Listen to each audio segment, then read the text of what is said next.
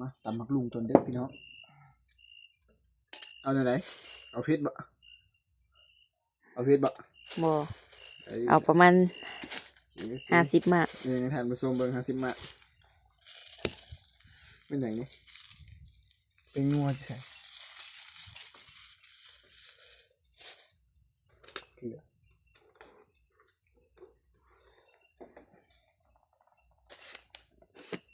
น้ำตาล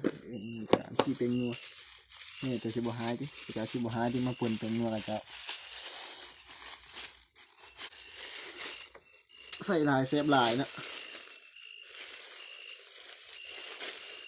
ตับมักลุ่มทางเนี้ยผมเขาตัวสั้นเดี๋ยวมีน้ำตาลอีกนะเขาคั่วเทียมกระเทียมบ่มีแยกไว้ในเขานะต้องให้หน่อยกระเทียมเราเห็นกันบ่มีจักกระเทียมอยู่ใส่หน่อไม้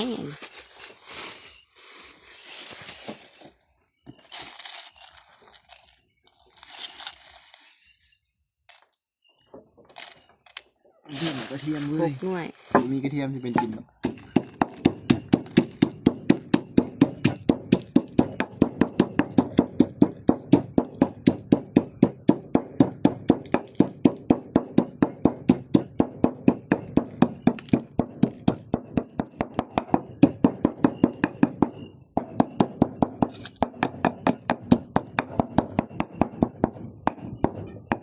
แปะเนี่ย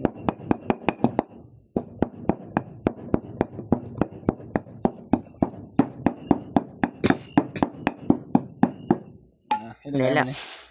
มันหุ้งไส้บ่ตำเป็นอยู่บ่ตำเป็นอยู่บ่เอาไปเด็กเลยดิเอาถามก่อนตำเป็นอยู่บ่เลยบ่เคยต่ำแล้วถ่ายไหมบ่เคยต่ำเลยไปเด็กไส้เลยบ่หยุด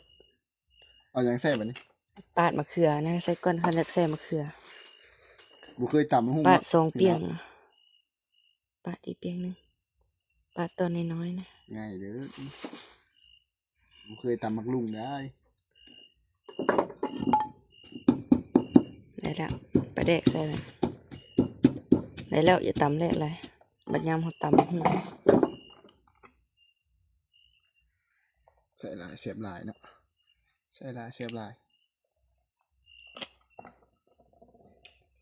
บวกกับมันมีอาคบ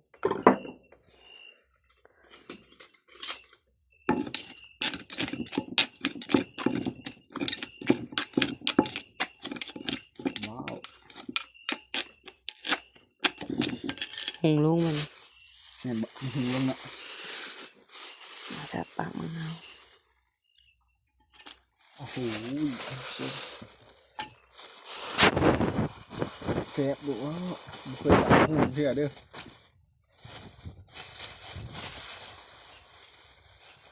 ต่อต้นเนี่ยมันหุงเนี่ยตอนลงพอบางตำลงก็มาตอนลงพอบางเดี๋ยวเอา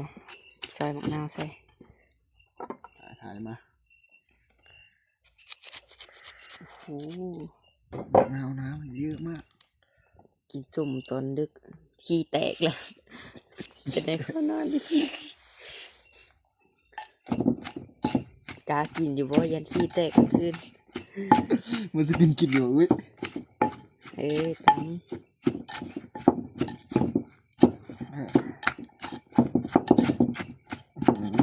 จะเป็นกินอยู่ไหมไม่เคยตำมะฮุ่งเด้อพี่น้องเด้อไม่เคยตำมะฮุ่งเลยเนี่ยตำล่าเลยได้เนี่ยโอ้โหวัดอะไรติดเบอร์จะตีไว้ไอ้ไม่กินด้วยนะไอ้กลัวขี้แตก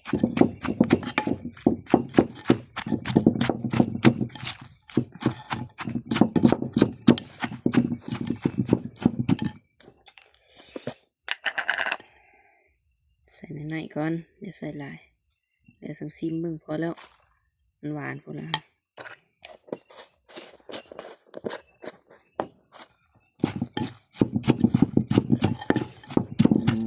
จะเป็นกินเยอะไหมมีคาซิมเลย ประเด็นสิ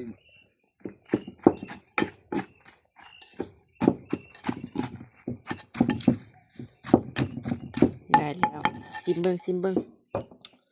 ทำเองกินเองนะ เป็นไร แซ่บ